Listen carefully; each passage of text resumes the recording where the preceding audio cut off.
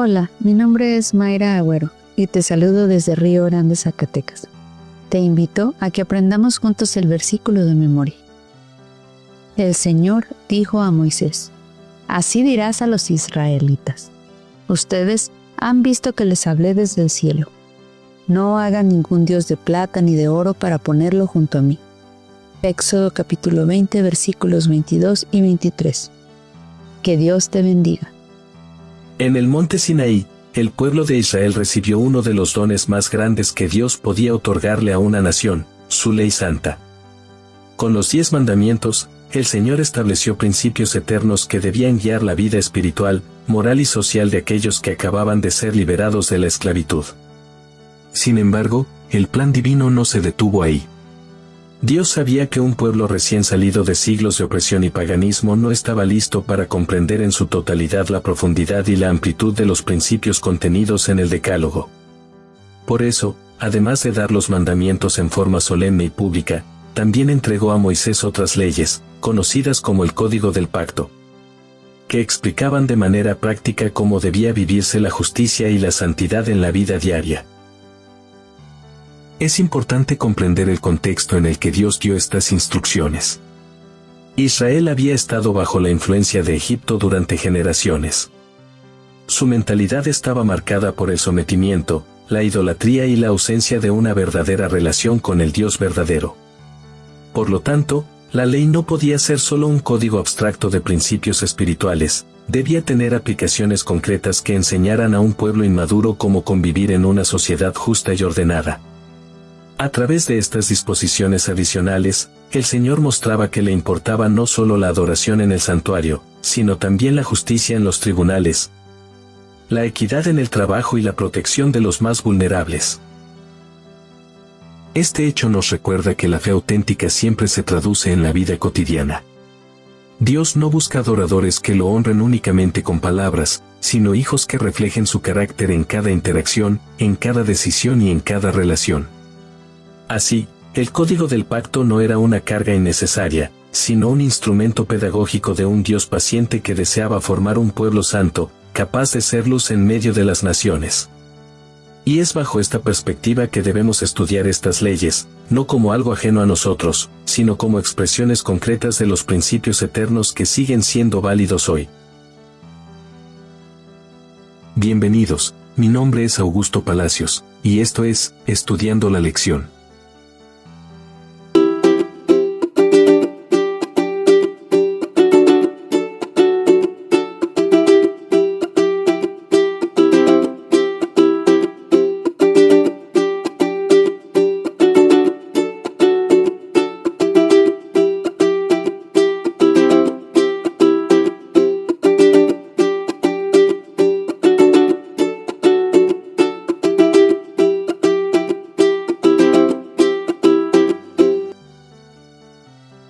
Domingo, 24 de agosto. El Código del Pacto. Al leer Éxodo 21, descubrimos que Dios se ocupó de asuntos muy concretos de la vida en comunidad. Allí encontramos disposiciones relacionadas con la esclavitud, con los homicidios y con los daños físicos. Estos temas, que a primera vista pueden parecernos lejanos a nuestra realidad actual, en el fondo revelan cómo el Señor se interesa en establecer justicia en cada área de la vida humana. La ley de Dios no se limita a principios generales, sino que toca las realidades prácticas que afectan el día a día de las personas. En ello vemos una verdad fundamental. Dios no es indiferente a los detalles de nuestra convivencia, sino que desea que todo refleje su carácter de amor y justicia. Uno de los aspectos más destacados es la regulación de la esclavitud. Para nuestra mentalidad moderna, la palabra esclavitud trae recuerdos de dolor e injusticia, como los horrores de la esclavitud transatlántica o de las estructuras feudales medievales. Sin embargo, en el contexto bíblico, la servidumbre hebrea tenía un carácter radicalmente distinto. El esclavo hebreo no era tratado como una propiedad sin derechos, sino como una persona con dignidad. El tiempo de servicio estaba limitado a 6 años, y en el 7º debía ser liberado, a menos que él mismo decidiera permanecer voluntariamente con su amo. Este detalle refleja un principio profundo. La libertad es un don de Dios, y aun en condiciones de necesidad económica, el Señor puso límites para que nadie fuera sometido indefinidamente. Más aún, estos siervos no solo eran liberados, sino que durante su tiempo de servicio debían ser tratados con respeto. Tenían derecho al descanso sabático, algo que en la mentalidad de la época era revolucionario. El sábado no hacía distinción entre libres y siervos, ricos o pobres, poderosos o débiles. Todos debían detener sus labores para recordar que el Señor era el Creador y el Redentor. De este modo, el sábado se convertía en un símbolo de igualdad y en una proclamación de libertad. Ningún otro pueblo antiguo poseía una institución tan equitativa, y eso hacía que Israel fuese un testimonio viviente del carácter justo y compasivo de su Dios. El Código del Pacto también abordaba el tema del homicidio y las lesiones. Dios estableció una clara diferencia entre el asesinato premeditado y la muerte accidental. El homicidio intencional debía recibir el castigo más severo, porque atentaba contra el valor sagrado de la vida, que solo Dios puede dar y quitar. En cambio, en los casos accidentales, se permitía que el culpable hallara refugio, mostrando así que la justicia divina no es ciega ni cruel, sino que tiene en cuenta las intenciones y las circunstancias. Esta distinción nos enseña un principio que todavía es válido. La justicia verdadera no se limita a aplicar la ley de manera mecánica, sino que considera la motivación y busca reflejar el equilibrio entre justicia y misericordia. Además, las leyes que trataban sobre lesiones corporales subrayaban el principio de la responsabilidad.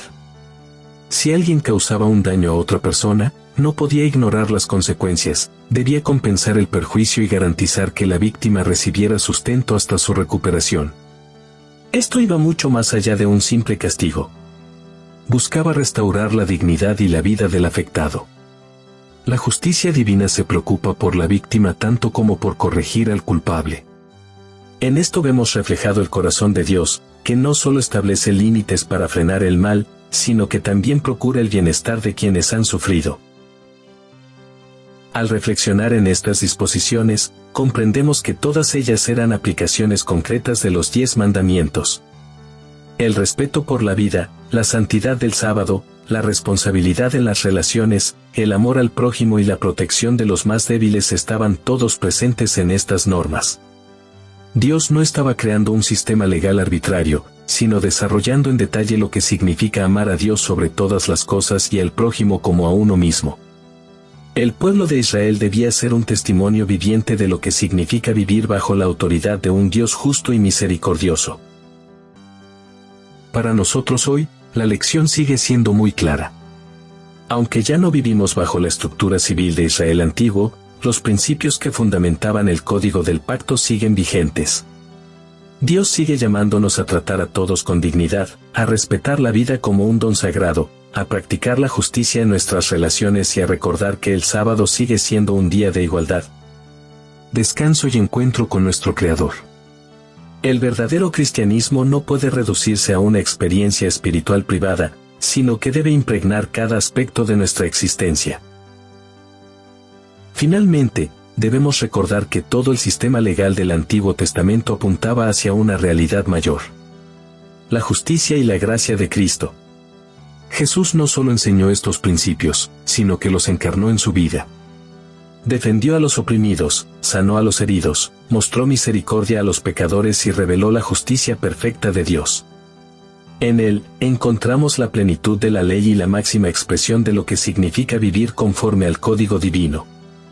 Así, cada instrucción dada en el Sinaí encuentra su mayor luz en la persona de Cristo, quien nos invita a vivir como ciudadanos de su reino, reflejando su carácter en todo lo que hacemos. Te invito a seguirme en mis redes sociales, Facebook, Instagram, Threads y X, antes Twitter, donde cada día, de domingo a viernes, publicamos 2 preguntas en punto de las 2 de la tarde y las 8 de la noche. Estas preguntas están diseñadas para reforzar nuestro aprendizaje y generar retroalimentación. Tus comentarios son valiosos y enriquecen nuestro estudio. Únete a la conversación y comparte tus reflexiones con nuestra comunidad.